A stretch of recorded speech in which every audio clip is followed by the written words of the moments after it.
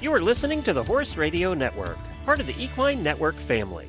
What a beautiful day for horses in the morning. You are listening to the #1 horse podcast in the world. Here is your entertaining look at the horse world and the people in it.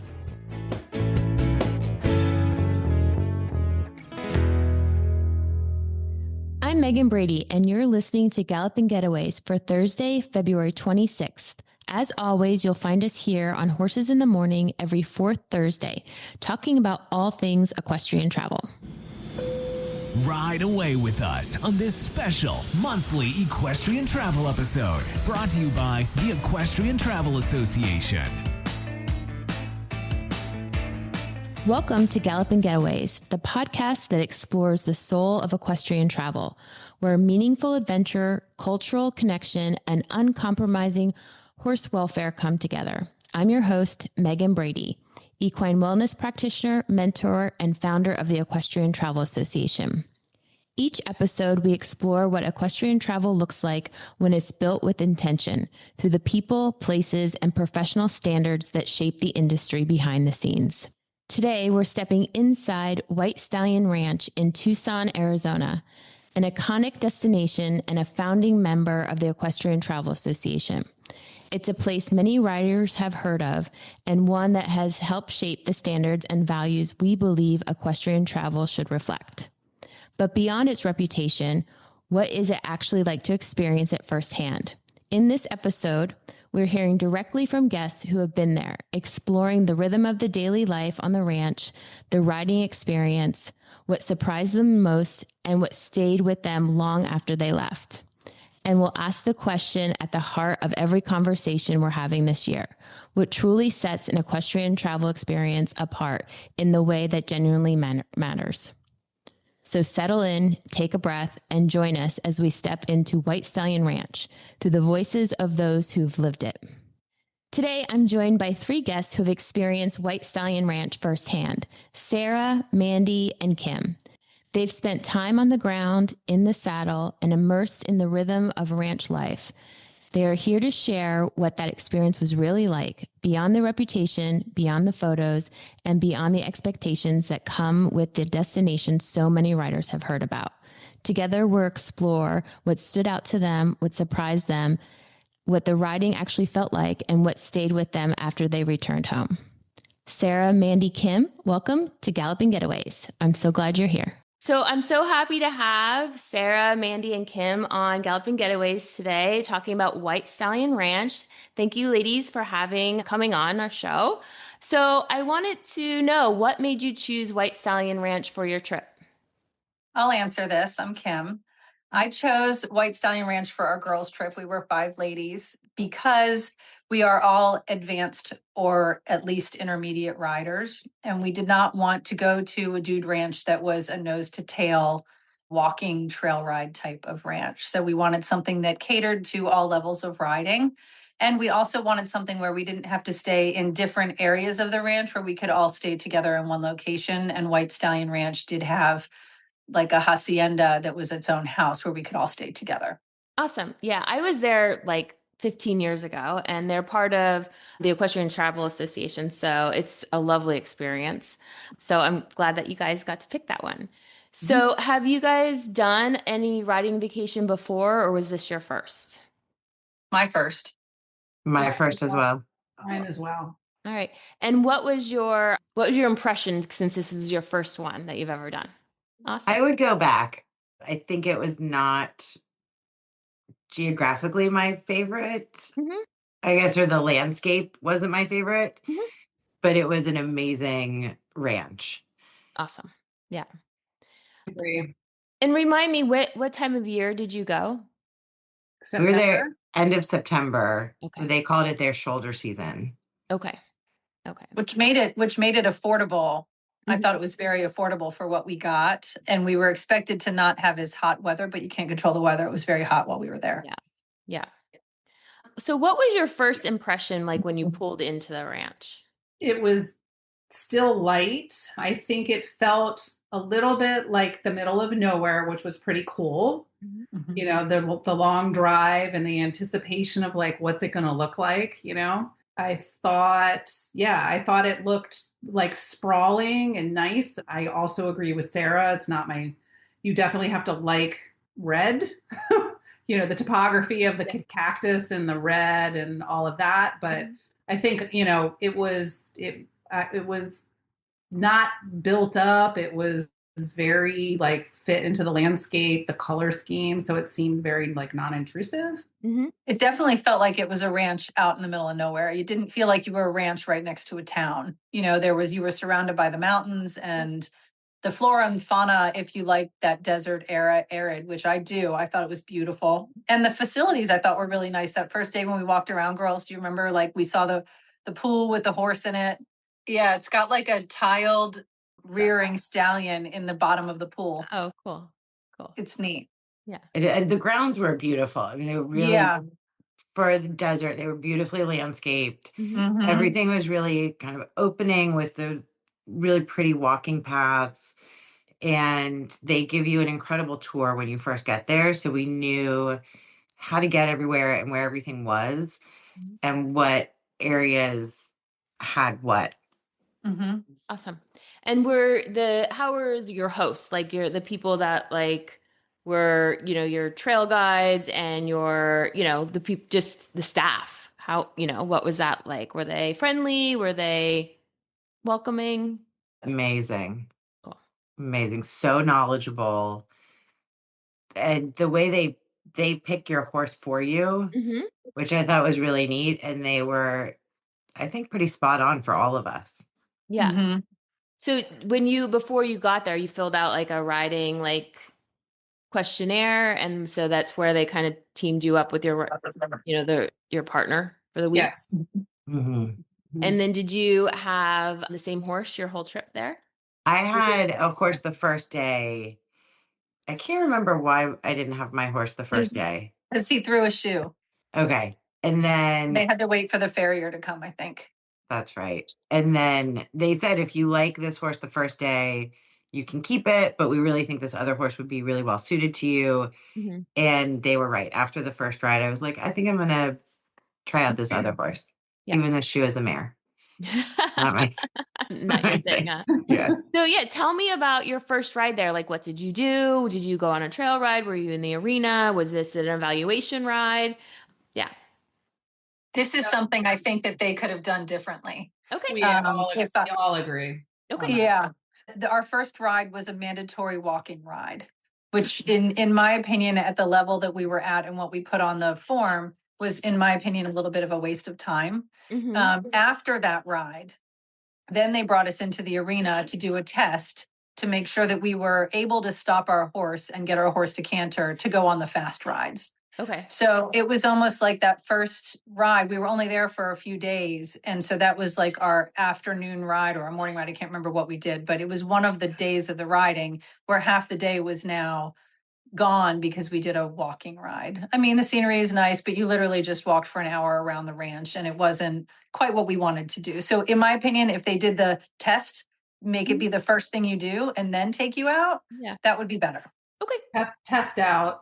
I think Sara figured out like if you could sign up for like a private lesson, and if you have a private lesson first, you can test out and then go to the fast ride. So like that might be, a way to sort of circumvent the system where you then don't have a half a day or a day wasted walking if you're an advanced rider and you don't want to do that. Yeah. And you'll get tested out and learn, like get to know your horse also, because it's a little disconcerting even being a rider to get on a brand new horse and then just go galloping, like charging along like uneven terrain. The lesson, I think if we were to go back, maybe that would be a way to like do it. Yeah. But that's extra money. So you'd say like for people listening, to our audience listening, if they were to go there, that you would suggest maybe taking a riding lesson first, especially if they're advanced riders. Because I know that the ranch does cater to all riding levels. And I just know from my own experience going on different vacations and different riding things that sometimes people aren't 1000% honest on those Yeah. Yes, pieces of for people. sure. Definitely have to take it to the lowest level. Yeah. They definitely have to and take it to the lowest. but I agree that, that the riding evaluation should take first before you go out. Yeah. I think the private lesson, I don't remember you telling me that, Mandy, but the private lesson I think is a good idea. Yeah. Yeah. I think Yeah. it's a great idea. But not everybody wants to spend the money to do that right off the bat at the beginning That's of the true. vacation, right? That's true. That's true. Yeah. Yeah. But hindsight, I think Sara, if I'm not, you would do it that way too. And I think I probably would too. Yeah. 100%. I would. I think it would also be an opportunity, especially for someone who doesn't love to trail ride, would be an opportunity to be in the arena and get to know the horse that you're riding before you're kind of out in the Wild West, if you will. Yeah. Even though they're not Literally. going to go anywhere, literally. They're not going to go anywhere. And especially for people who ride English to be in a Western saddle. I mean, I don't think I've sat in a Western saddle since probably high school. Yeah. Which was definitely a challenge for me. Yeah. Yeah, that's a big, as dressage riders and then moving into a Western saddle and just that whole tack change is a huge adjustment. So what were the horses like temperament wise, responsive, like the personalities? Can you describe a little bit like what their personalities were, even your own horse or just like the general feel of them? Kim, you go first because you were obsessed with your I pony. was obsessed with Dolly. Dolly was adorable. She's a halflinger breed. So she's a stocky little chestnut with a light colored mane and tail. And she's a broodmare. And two of her offspring, two of her sons are also being used at the ranch as trail ride horses. Oh, cool. She was so sweet and so adorable. And she just took really good care of me. I mean, when it's time to go, she's going with the rest of them. She would put her head down and go. I think if I had to stop her, I could, but why would you want to? You're in a big long line of 8 or 10 horses galloping through the Wild West, and it's so much fun. But, it wasn't like she had more than 2 speeds. It was like she was walking or she was going. Okay. It wasn't like I could really slow down the go. I didn't have that much response. But when we were in the arena and we did the cattle pending and stuff, I definitely had control over her speed in that situation. So I loved her. Awesome. Mandy? I actually didn't my original horse that I had, I did not jive with. So I did request a switch after the first day. And they gave me Lucy, who was a male Appaloosa named, Lucy. And he had prostate cancer twice, I think. And he had surgery and everything. Oh my goodness. And which just made me feel really good about the owners that they're willing to do that. And he was totally fit and happy and loved his job. And he also took amazing care of me. We did the obstacle course, we did the penning. He was great and had personality. So awesome. That's fun. Happy. That's fun. And I love that knowing that they take such good care of is there like that. That makes it's a feel good. Yes. Yeah. And they obviously also have the foaling program because Dolly had her 2 sons there. Yeah. Do they have an area where the youngsters grow up? I don't know. I think that was the field out by our hacienda. Oh, was it? Okay. Yeah. Yep. Was there a moment during your trip that on horseback that really just stands out and that you were just oh my gosh, this is why we came here? Whether that's a trail ride or you said you did some cattle. Penning. Yeah, the penning. The penning. Yeah, the penning was I would go back and do that every day if I could. It was the most fun. I actually said it was the most fun I've had with my clothes on in a really long time. It was so much fun. I love that. Yeah, it was so much fun. Yeah. Awesome. Yeah. And not every place gives you the opportunity to do something like that. No, that's special. Yeah. So I don't know that I would go any place that didn't offer that. That was my highlight for sure. Yeah. That's awesome. I would agree with that. We had so much fun, and it's a team thing, and it's supposed to be 4 on a team, but because we were 5 girls, they made an exception and allowed the 5 of us to do it together. which really made it fun because we were yelling and screaming at each other and hooting and hollering and galloping down the arena to get the cows. And it was really, really fun to do it so that all of us were included in our same team. Yeah. And we really did well. We improved, didn't we? Yes, we did. So did you guys do that every day? Twice during our stay. Okay. 2 afternoons. Yeah, it was 2 afternoons. So then what was like the rhythm of your day? Like you'd wake up, you'd ride, did you ride twice a day, once a day? Go ahead, Sara. So we would decide kind of the night before, excuse me, what we wanted to do the next day. Mm-hmm. And then Kim and Mandy would wake up at 7 a.m. and sign us up for everything. Okay. And did you sleep in? Yes. Okay. Our rhythm was basically we would get up and do a morning ride after breakfast because God forbid I miss a meal there. It was amazing. And then you guys would kind of go and do another activity and I would work for a couple of hours. Mm-hmm. And then we would do an afternoon ride.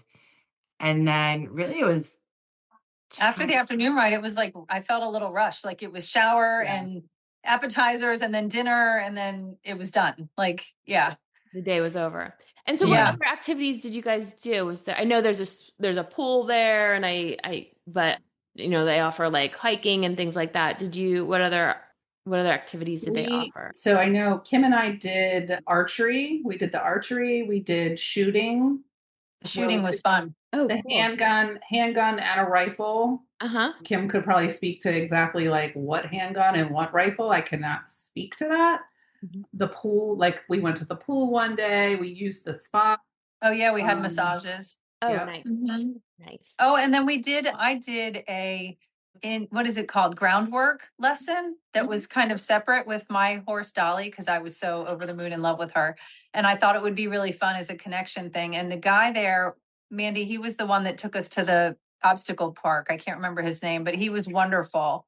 And we were in the round pen and we did the whole like join up thing, like the Monty Roberts join up thing. And it was just so cool. And it was really neat to just put my hands on her and watch her body and watch her respond mentally and physically to the things he was teaching me how to do. And that was really, really neat. So that was kind of an add-on thing that I think I did one afternoon. Oh, that's awesome.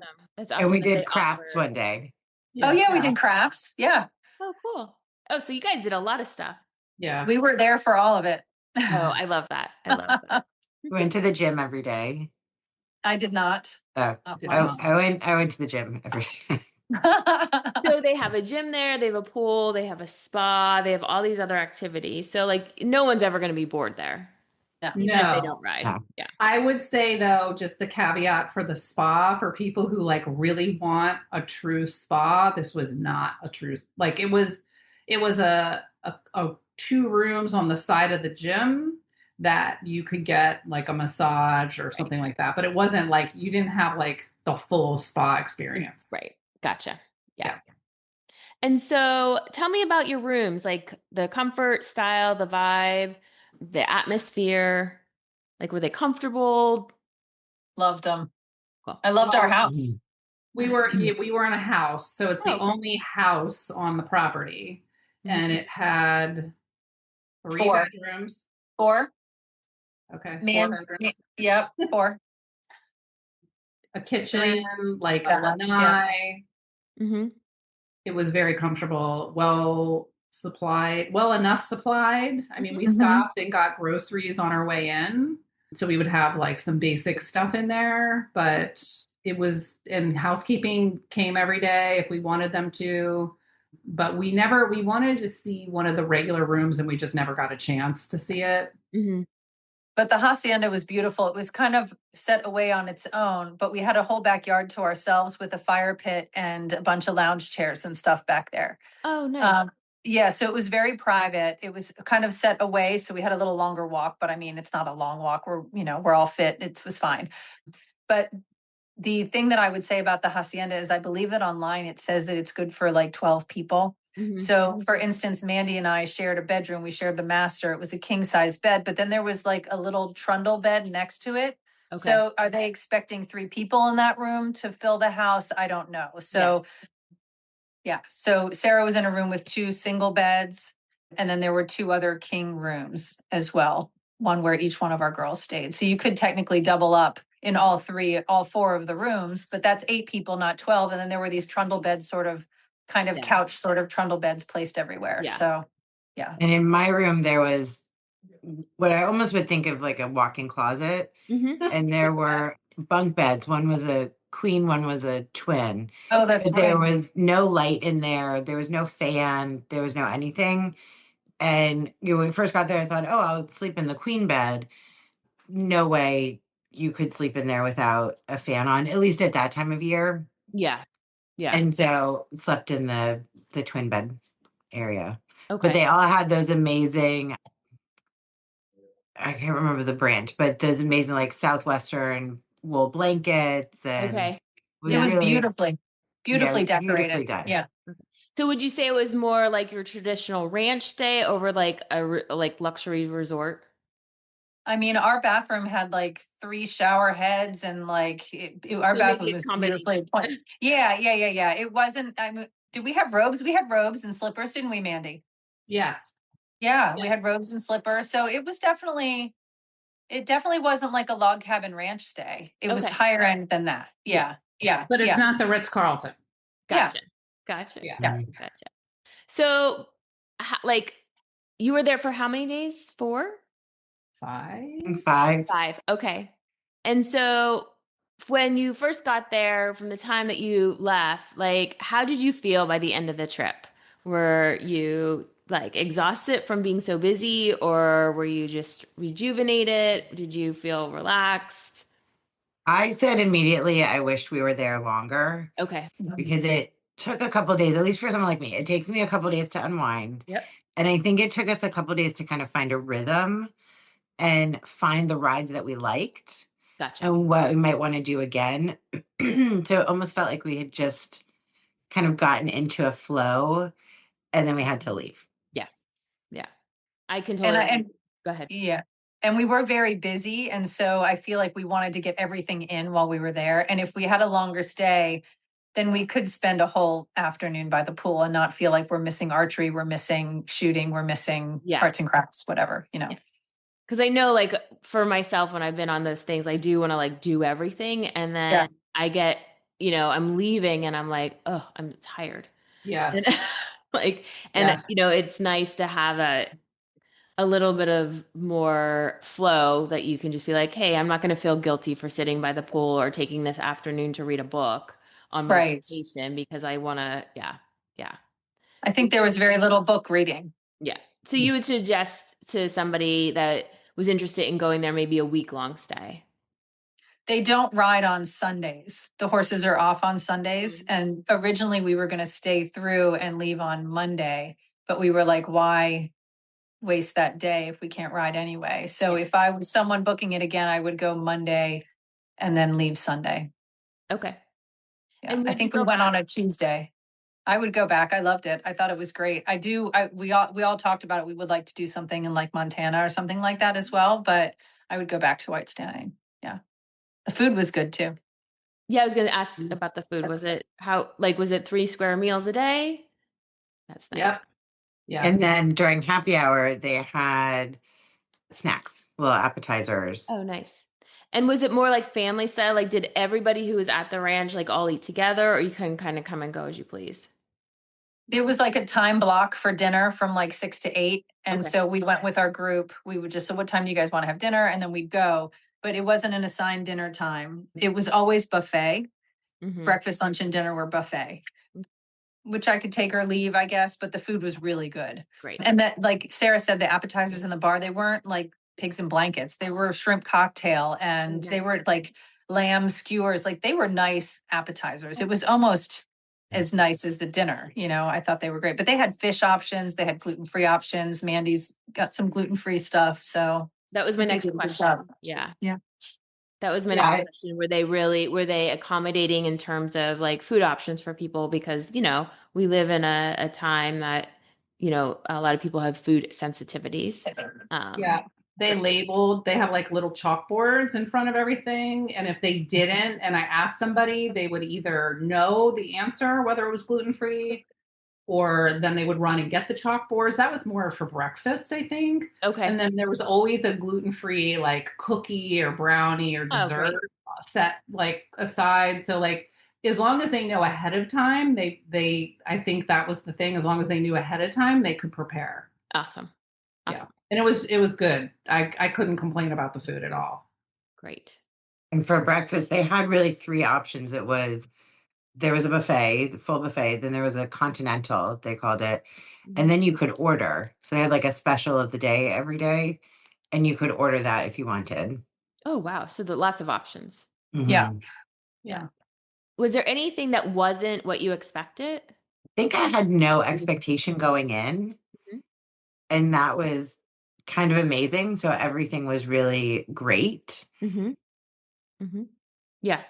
Sometimes when you have no expectations, then Yeah. can't be. Yeah, I really love the trip. I'm not sure I would go for a week. Okay. Because I just feel like it got a little bit redundant. But I would go for a week if I could say like, hey, I'm going to sleep in and go to the pool, right? Like, but if you're going to keep wanting to do, like, I think we did all the activities we wanted to do, except maybe like relax. Okay. So that's where I would add the other time. But I feel like we did everything, like, you know, so. And they offered interesting stuff. Like there was on horseback, they had the obstacle course, which was really kind of neat. And then they also did, remember that morning we rode to breakfast? That was awesome. And yeah, I liked that. That was really fun. But that ride was a little like steep that was and hilly and yeah. Oh, that was the ride after. That was in the national park. Yeah. Oh, cool. You got to ride in different, like a national. Yeah, the Saguaro, I guess, Cactus National Park is the foothills of that big mountain that the whole ranch looks out at. Oh, cool. And one of the rides is like a long ride. It's like 2.5, 3 hours, and they take you up, you're kind of climbing up and down, and it's pretty rocky and, a little dicey, but the horses were pretty good. Yeah. So I have to ask, because they are part of the association. So how are the horses' condition? Like, did you feel that, I know we talked a little bit about being surprised about their care, but did you find that their horses were being well treated? Everything from their tack, did you find that their tack was suitable for each horse? Obviously, they have a farrier on staff there, things like that. Did you find that you were comfortable with the horse care and the welfare of the horses? I did think that the horses were well cared for. They clearly got enough to eat. They always had access to water. I think for me, it was hard watching them be in saddles all day in that heat. Yeah. I gave my horse a bath one day. They will allow that. And she did have some sores, and I felt badly about that. But, and her saddle pads kind of kept falling back, and they just were like, oh, it's fine. Yeah. They did say because it was that shoulder season, that the horses had like 4 weeks off in the heat of the summer. Okay. I think, or they were on a shortened schedule and they weren't using all the horses.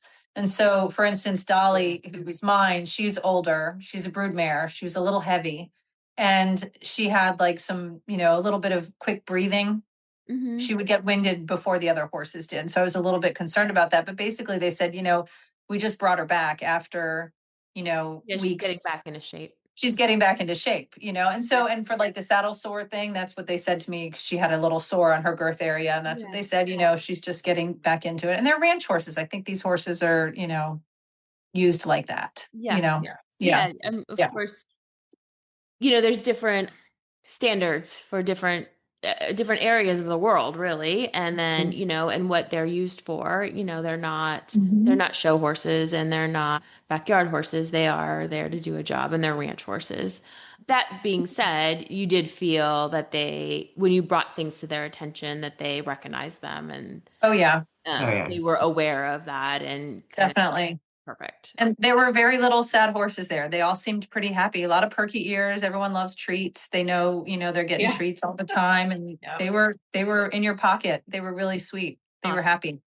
Yeah. And no one was thin. Nobody looked bad. Nobody looked like they'd, never been groomed. And they had Outlast treats. Like they do take really good care of the horses. And that was kind of one of the first things I noticed was like, oh, they have tummy treats. Like, that's amazing. Yeah, that's great. That's wonderful. Yeah. Yeah. Yeah, that's awesome. So if you were to describe each of you one word to describe your trip, what would it be? Fun. Yeah. Amazing. I thought it was amazing. Cool.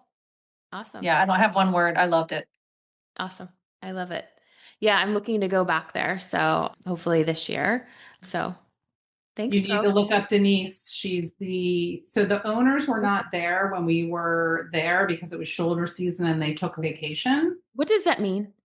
Shoulder season? Yeah. Like in between, like it's like still hot. Like when people don't really come, so they weren't at max capacity, which also was really nice. Okay. So it's kind of like you go to the beach and you're like not in prime season. Yeah. We were not in off prime season. ranch season. Correct. Yeah. It was like summer's their off season, winter's their high season, and we went in the fall. So it was just ramping up to their high season. Yeah. Gotcha. And so since the owners weren't there, I don't know what Denise's title is, but she basically took over like the assigning of the horses and like she like told us everything. She was just really amazing. So you want to go find her if you go back.